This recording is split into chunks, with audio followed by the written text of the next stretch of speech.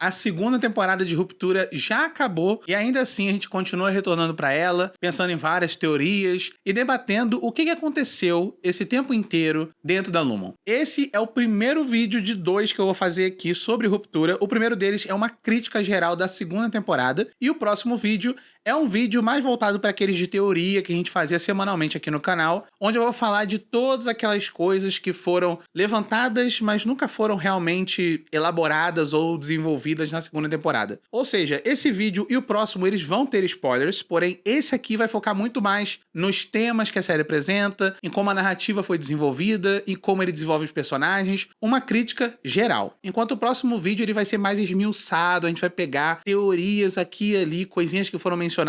Então, vamos lá.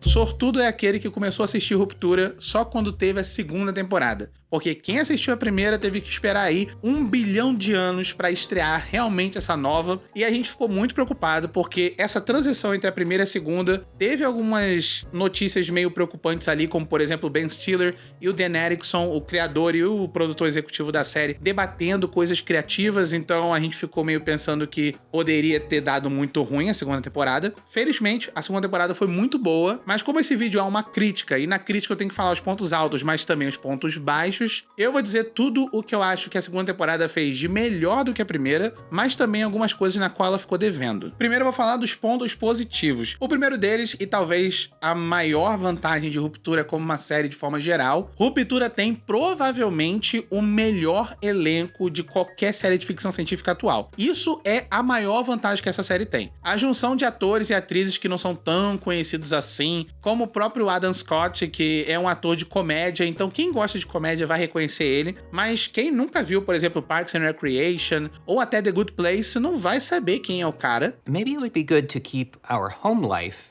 and our work life separate, like a firewall system. O Adam Scott ele foi chamado porque ele trabalhou muito com o Ben Stiller, que é o produtor da série, mas os dois nomes menos conhecidos assim do grande público são a Brit Lauer e o Tramell Tillman, que acabaram roubando a cena. Eles viraram de longe os 2 personagens mais queridos dos fãs e os mais interessantes dentro da trama geral da série. E como eu mencionei, a gente tem também os veteranos. Tem 3 nomes veteranos aqui muito importantes: o John Turturro fazendo o Irving, o Christopher Walken como Burt e a Patricia Arquette como a Harmony Corbell. A união desses atores forma esse elenco incrível que guia a temporada inteira, porém não é só o elenco que mantém Ruptura como uma das grandes séries atualmente. Na verdade, é o enredo da série. Ruptura segue um formato que é clássico, ele é bem querido, ele é bem fácil de reunir fãs, mas ao mesmo tempo ele é bem arriscado, que é esse formato de série de mistério, esse thriller misterioso onde você vai apresentando umas referências aqui e ali, uma teoria ou outra, e você vai construindo ao longo do episódio, onde cada episódio vai construindo um bloco de teoria um em cima do outro. É uma coisa que a gente já viu várias vezes antes, a gente já viu isso em Lost, a gente já viu isso em Westworld, a gente já viu isso em, por exemplo, The Leftovers. O problema é que nem todas essas séries que eu mencionei tiveram um desenvolvimento ou uma conclusão muito boa. E isso é uma coisa que eu vou falar daqui a pouco na sessão mais de pontos negativos da série. Porém, eu acho que de forma geral, a série tem utilizado essa desculpa das teorias e das referências e dos easter eggs para realmente esconder a grande mensagem dela. Assim como na primeira temporada, Ruptura continua sendo uma grande série sobre como grandes corporações e grandes empresas e todas as pessoas que vivem num sistema capitalista são apenas tratadas como objeto.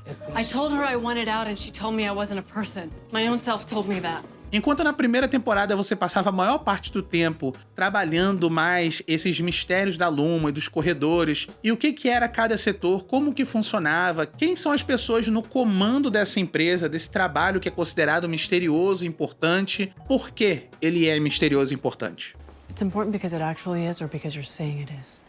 Porém, isso é tudo uma grande fachada para debater como grandes corporações abusam física e mentalmente das pessoas apenas por questão de lucro. Na primeira temporada, a gente vê um estabelecimento de alguns temas e algumas ideias que vão ser melhor trabalhadas aqui na segunda, como, por exemplo, essa forma que o Mark ele tá tentando trazer uma grande revolução dos funcionários e criar essa união de todos em prol do direito dos trabalhadores dentro da Lumon. Ruptura é uma série que ressoou com muitas pessoas exatamente por conta dessa mensagem. quantas pessoas assistem essa série e também trabalham no emprego o dia inteiro, pegam uma locomoção, ficam horas ali dentro para chegar em casa e não ter nem dinheiro, nem o tempo e nem a disposição para poder fazer o que ela gosta, para ter uma vida de verdade. Mas isso é tudo coisa que a gente tinha lá na primeira temporada. O que a segunda traz de novo? Pra mim, a grande ideia dessa segunda temporada é realmente aproveitar os debates da primeira, mas ressignificá-los dentro do contexto da Lumon e fazer com que todo aquele desenvolvimento que a gente assistiu, toda aquela revolução que os zines tentaram fazer no final da primeira temporada, isso fosse trabalhado aqui, só que por um outro ponto de vista. Desde o primeiro episódio, quando a gente vê o Mark chegando na empresa de novo e reencontrando o Milchick, ele entrega esse jornal, essa crônica de Keir, onde ele tenta reescrever a história, ele tenta contar uma história que nunca aconteceu. E ele tenta utilizar a luta dos internos da primeira temporada como uma forma de trazer isso para Lumon como se fosse um grande crédito da empresa, como se a empresa tivesse orgulho do que eles fizeram. Na verdade, o que eles estão fazendo aqui é algo que muitas corporações fazem, que é esvaziar o significado de uma batalha trabalhista. Um outro elemento também estabelecido nessa temporada, que foi um dos mais interessantes, foi essa recanonização do Keir, onde o Milchick começa a perceber que, na verdade, ele também é apenas um dos objetos da Lumon. E eu acredito que esse é o principal tema dessa temporada, esse esvaziamento de significado. A Lumon constrói esses símbolos para manter esse olho invisível assistindo todo mundo, só que agora eles não estão ressignificando apenas a palavra de Keir, eles estão ressignificando a própria palavra dos internos. Eles se utilizam de toda a batalha dos internos da primeira temporada, até mesmo eles usam o livro que inspirou eles a fazer essa revolução no primeiro lugar. Ao longo da temporada, você vê o Rickon reestruturando o seu livro para fazer com que ele combine melhor com a mensagem da Lumon. Eles vão pegar o livro que serviu de inspiração para os internos, para eles poderem realmente se rebelar contra a Lumon, para poder fazer com que eles abracem a Lumon novamente. There's a certain verbiage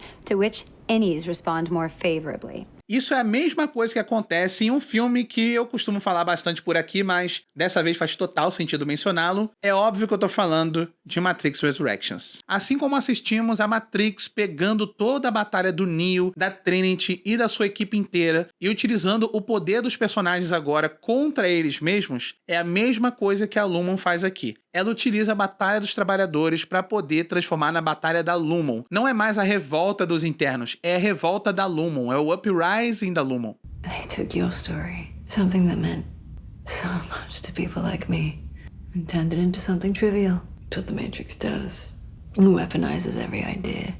É por isso que a Lumon diz que o seu trabalho ele é misterioso e importante. Ela vende essa esperança, ela vende algo que é imaterial em troca do material verdadeiro produzido pelo funcionário. Ela não constrói nada de verdade, como todas as grandes empresas. Ela se utiliza do suor, das lágrimas e da dor dos seus funcionários para poder construir uma ideia, um ideal. A própria Apple mesmo, que faz a série, ela faz muito disso, ela tenta fazer essa coisa de ser uma grande família, nós somos todos amigos, mas na verdade você sabe exatamente quem está construindo os aparelhos, a tecnologia da Apple de verdade. Não são aquelas pessoas que eles chamam de gênios da Apple, são as outras pessoas que você não sabe nem o nome.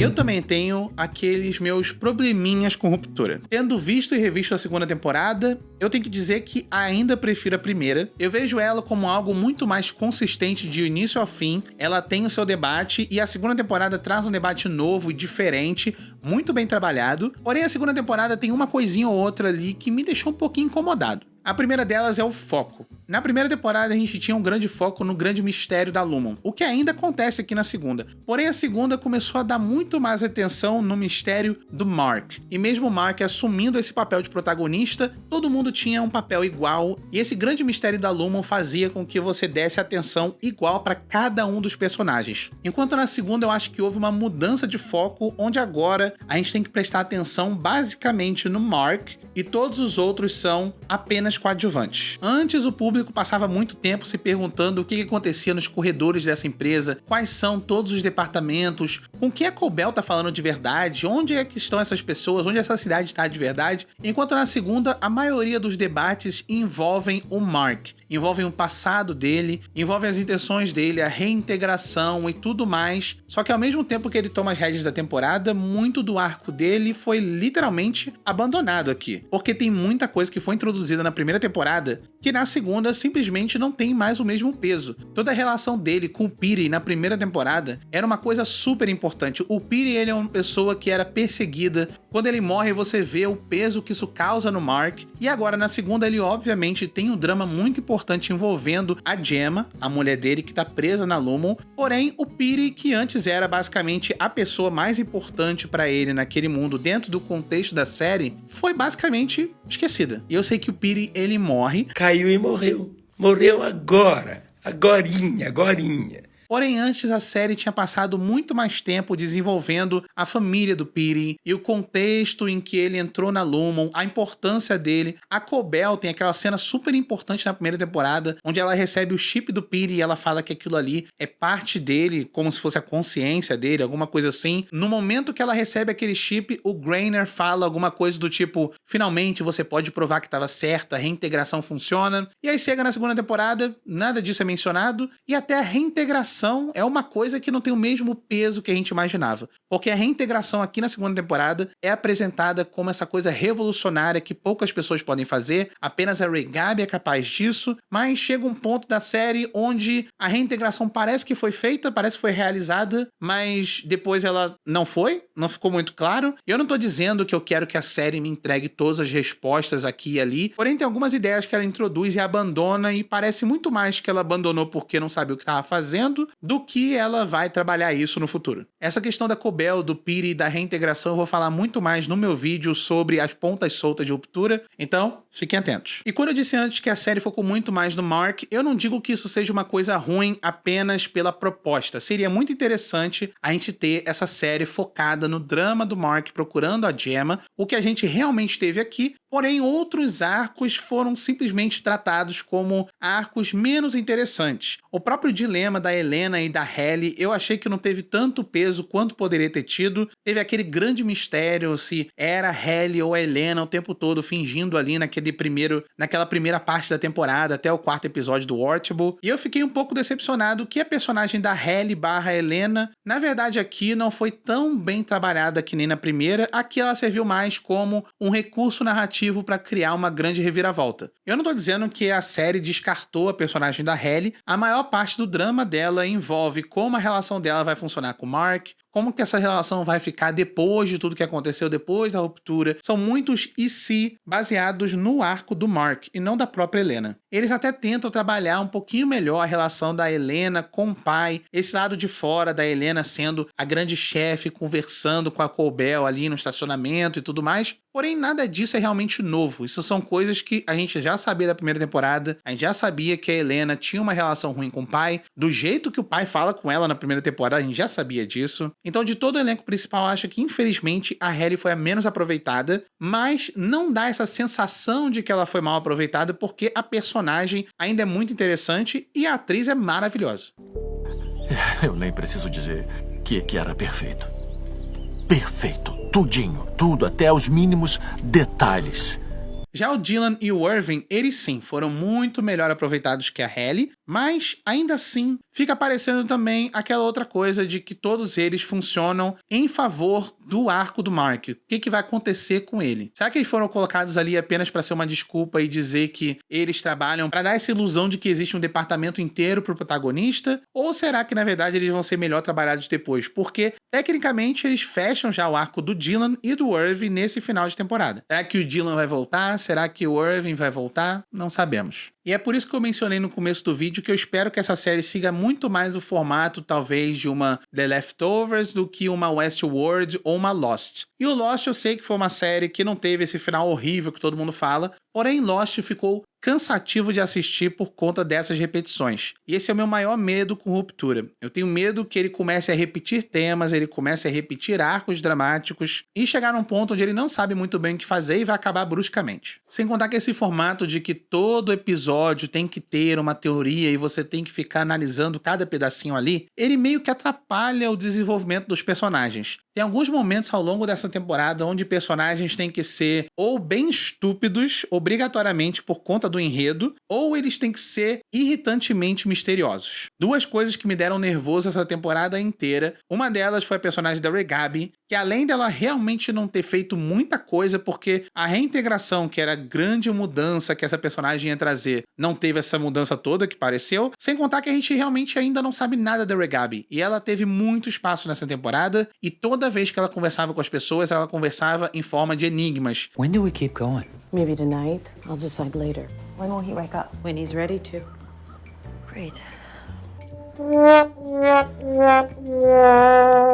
Ela nunca era direto ao ponto, e a Cobell também. E eu sei que esse mundo, ele é criado com essa desculpa de que todo mundo fala estranho, todo mundo é excêntrico, e ninguém fala realmente o que tá acontecendo. Pelo menos o Milt, que até ele tem um momento onde ele é direto ao ponto e as outras pessoas não conseguem fazer isso. Aquela cena do Mark e a Devil encontrando a Cobell no meio do nada e a Cobell jogando ali migalhas de informações pros dois e os dois simplesmente não falam nada. Eles só ficam o tempo inteiro falando que não dá pra confiar na Cobell, mas em nenhum momento eles questionam nada. Eles não falam em nenhum momento o que é o Cole Harbor de verdade. O que eles estão fazendo com a Gemma de verdade lá? O que vai acontecer depois? O que a Lumon faz? Nenhuma das grandes questões nem saem da boca deles. Eles nem têm esse interesse em perguntar. What file?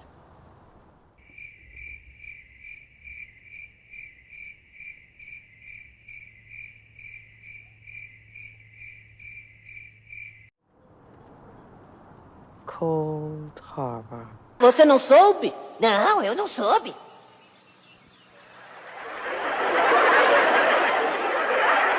Não te disseram? Não, não me disseram. E é por isso que eu falo que, por conta do formato, o enredo obriga alguns personagens em alguns momentos a serem um pouco estúpidos. E eu falo estúpido no sentido de ser meio burro mesmo. And if you've completed it.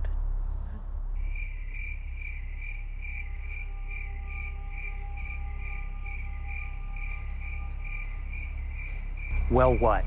Aquela cena no último episódio em que a Cobell aleatoriamente decide que ela quer contar pro Mark o que é Cole Harbor. Sinceramente, eu sei que isso é pra vir como um grande choque porque é no último episódio, mas isso poderia ter acontecido há muito mais tempo. E por conta do formato, a personagem foi obrigada a manter essa informação até o fim. Se ela tivesse dito essa informação antes, ia dar no mesmo, porque essa informação não mudou muito a decisão do personagem no final. Ele já sabia que a Gemma tava lá, e a conversa dos dois Marks já deixou muita coisa clara da intenção dos dois. Agora, a Cobell dizer o que a Gemma tá fazendo lá e o que é o Cole Harbor, isso não fez muita diferença pra ele. Sem contar que ele não faz nenhuma pergunta depois disso. Ele escuta que Cole Harbor faz isso com a mulher dele e depois ele simplesmente vai embora. Isso sem contar as várias vezes que a Devon, coitada, ela é tratada como a pessoa mais estúpida do mundo nessa temporada. Tem algumas cenas onde ela fala com o Mark, ele tá claramente escondendo a informação dela. Ela deixa pra lá, ela ignora, igual o que tá acontecendo com o Rickon. O Rickon tá sendo contatado diretamente pela empresa toda hora, constantemente, pra poder mexer no livro dele. E a Devon simplesmente chega em casa e fala, se vira aí, faz o que você tá fazendo aí, tchau. E essa questão do pessoal ser misterioso só por ser misterioso também me incomoda bastante. E, de novo,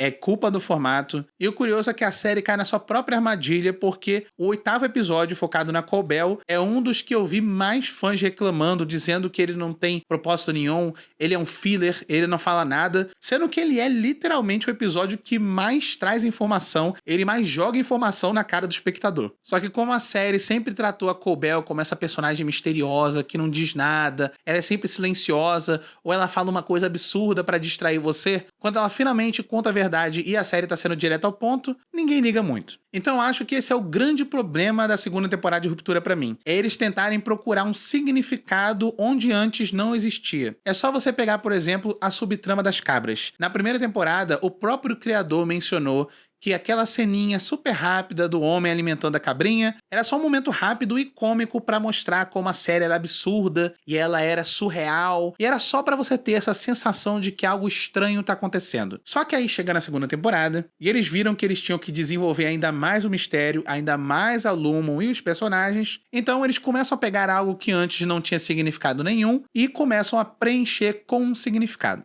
É meio que o oposto do que a Lumon faz com os personagens. A Lumon pega algo muito significativo pra eles, algo que era muito importante, e esvazia e transforma em nada, enquanto a segunda temporada vai na contramão e pega algo que antes não tinha significado nenhum, e agora ela tenta forçar um significado ali dentro. Em essência, isso não é ruim, mas é uma daquelas coisas que me preocupa porque se antes eles estão pegando elementos da série que eram só pra ser algo cômico e leve, pra ser descontraído, e agora eles estão colocando um grande significado, imagina quantas outras coisas eles vão também fazer na terceira temporada e talvez até esticar pra muito mais e deixar ela muito mais longa e cansativa, igual outras séries já foram.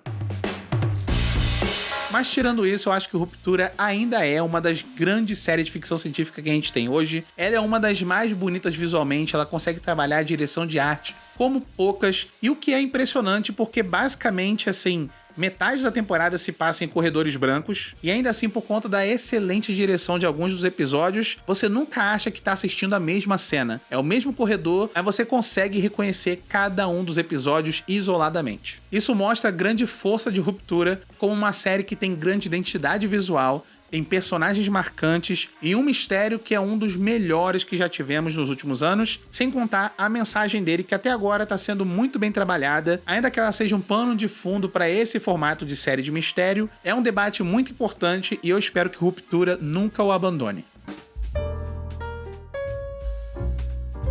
E é isso. Diz aí nos comentários o que você achou dessa segunda temporada de Ruptura, qual foi sua cena favorita, qual sua teoria favorita, gosta de Ruptura, gosta de ficção científica? Então, dá um like nesse vídeo, deixa um comentário, se inscreve, ativa o sino para não perder nenhum vídeo. E se você gostou desse vídeo e quer ajudar o canal a criar ainda mais conteúdo e fazer parte do nosso seleto grupo de membros, é só você apoiar nosso projeto lá no Apoia-se ou aqui mesmo na nossa aba de membros. Até a próxima, tchau!